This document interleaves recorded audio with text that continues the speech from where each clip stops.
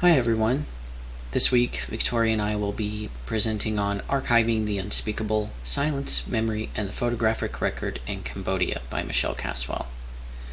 Michelle Caswell is an archival studies professor who focuses much of her scholarship on social justice and human rights within archives. This particular book examines the silences compounded during the social life of the Tuol Sleng mugshots, as well as the ways in which their preservation and exhibition have shaped Cambodian collective memory and their role in holding living members of the Khmer Rouge regime accountable for their crimes. After years of civil war, the Khmer Rouge captured the capital city of Cambodia in 1975. For the next 4 years, the Maoist regime ruled the country through violence and paranoia, resulting in the deaths of roughly 1.7 million Cambodians. Anyone deemed a traitor to the regime was arrested, tortured, and executed.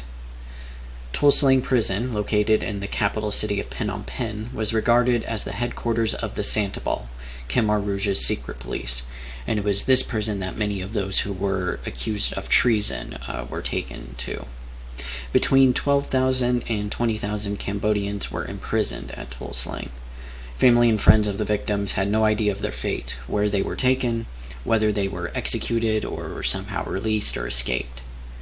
However, we now know that all but 202 prisoners who were brought to Tuol Sleng were murdered, and only 2 survivors are still alive today.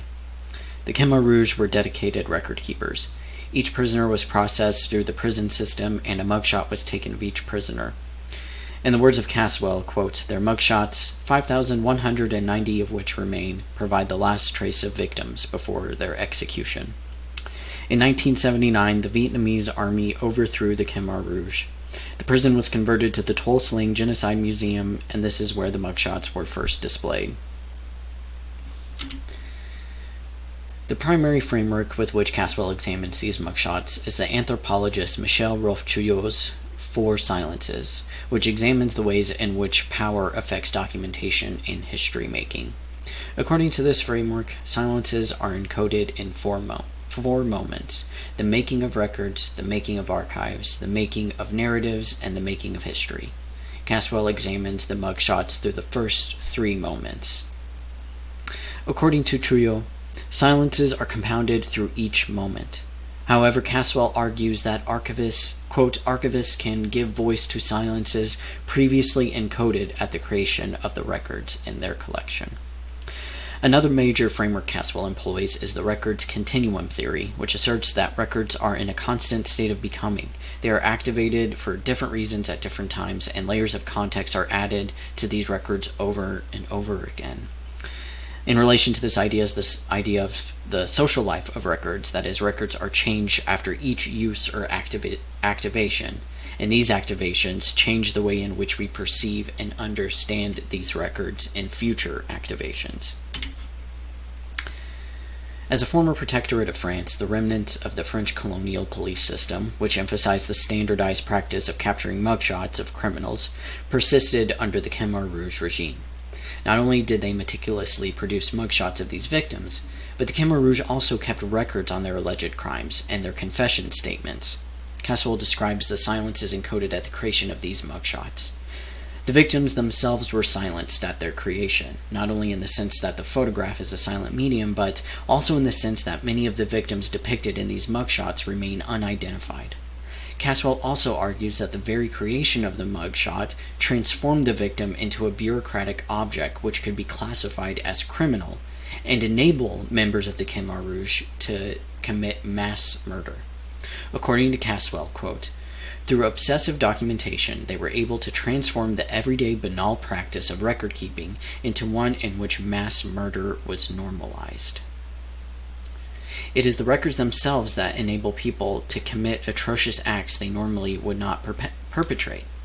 Thus, through record keeping, Khmer Rouge bureaucrats were alienated from the murderous fruit of their labors, and in that the orders they issued would designate someone further down the chain of command to torture and kill prisoners. End quote.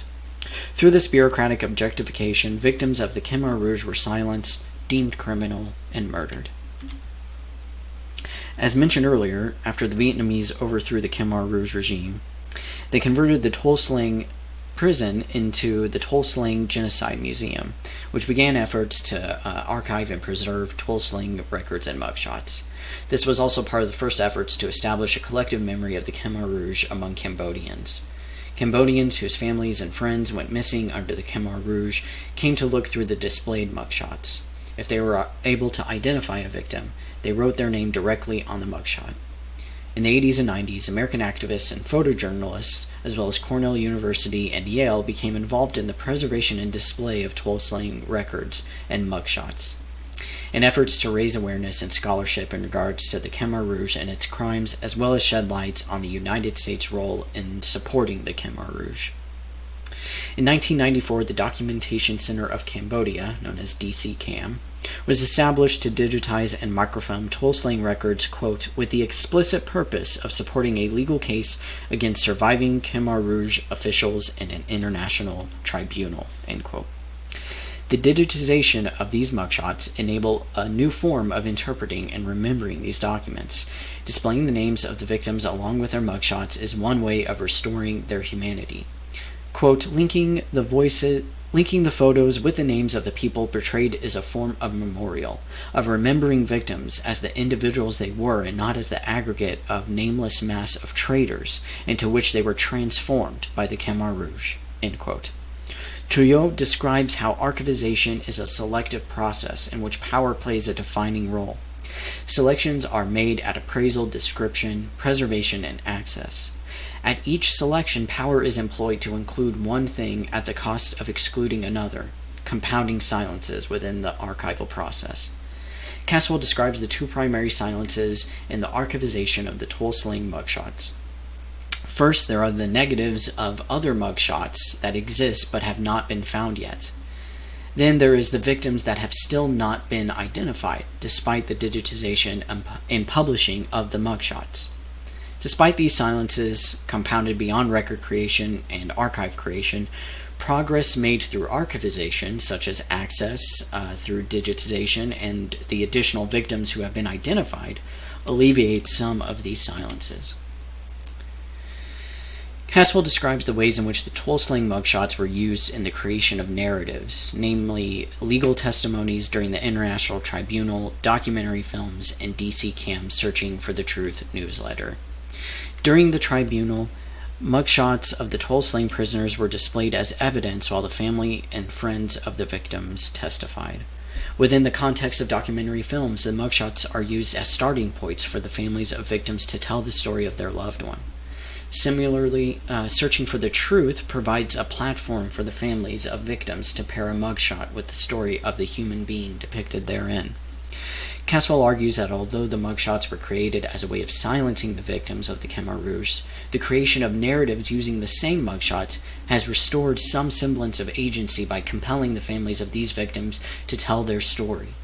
In the words of Caswell, quote, as they gain another life in reprints of images of people looking at them, the mugshots are transformed from one of the helplessness of victims in the face of genocide to one of the agency of survivors in the act of witnessing. This transformation illustrates the principle that these mugshots and other archival materials are in the process of becoming. After these mugshots are recontextualized through legal testimony or documentary film, they cannot be perceived or understood the same way. Although some agency has returned, silences still persist. By focusing on the Khmer Rouge regime, other important issues Cambodia is currently facing may be ignored. By focusing so much on the victims of Tuol Sleng, there is a temptation to neglect the other ways in which hundreds of thousands of Cambodians suffered and died under the Khmer Rouge. In the last chapter, Caswell departs from Trouillot's Four Moments to examine how the last two survivors of the Tuol Sleng have commodified their experience. Bo Meng and Chum Mei, the two living survivors of Tuol Sleng, spend their days in the courtyard of the Tuol Sleng Genocide Museum, selling their biographies and taking pictures with tourists. The situation sounds shocking. Victims at the site of their trauma selling their story and their image. According to Caswell, however, Bo Meng and Chum Mei have explained that they are forced to labor in such a way.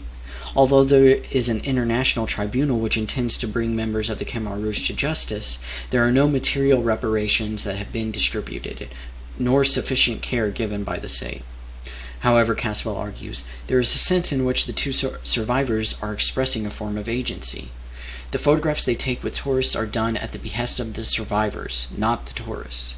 And these photographs become records of the economic injustice under which the survivors are suffering.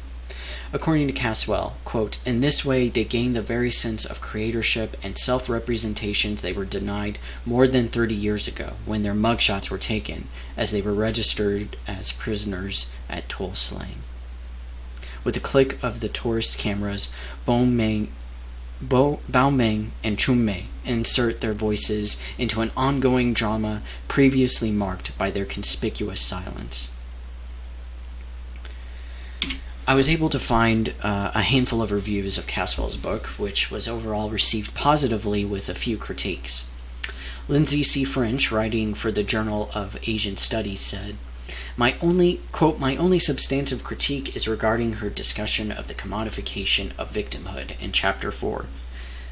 French felt Caswell overly insisted on the agency of the victims in their picture-taking with tourists instead of having a, quote, more nuanced discussion of the ongoing challenges of survivors, end quote. Carabinos, writing for the Journal of Archival Organization, says, while the book is skewed towards the theoretical and its arguments may not appear on the surface to be much use to the practical work of the archivist, there is plenty in Caswell's conclusions that should resonate with any archival professional. Randall C. Jimerson, whose scholarship also has a focus on social justice and human rights within archives, said, quote, Caswell embraces the archives and social justice perspective pioneered by Vern Harris. Caswell herself advances the discourse significantly, providing the first book-length case study of the power of archives in support of accountability, social justice, and memory. My personal takeaway from the book, I found it to be very powerful in describing the experiences of Cambodians who suffered at toll slaying prison. There are first-hand accounts quoted in the book from the legal testimonies at the tribunal, quotes from the documentaries, which featured family members and other survivors of the regime. While I think it is important to remember, while the book does focus so much on toll slaying prison, we should bear in mind that there were so many other victims. The family and friends that are referenced in these documentaries, who appear in these documentaries, were themselves also survivors and victims of the Khmer Rouge regime. I would really recommend this book to anyone who's interested in the conversation about social justice, human rights, the ideas of political power and neutrality within archives. If you're interested in that discussion and that debate that's going on, I would really recommend picking up this book and seeing what Caswell has to say based on her experience in examining these mugshots.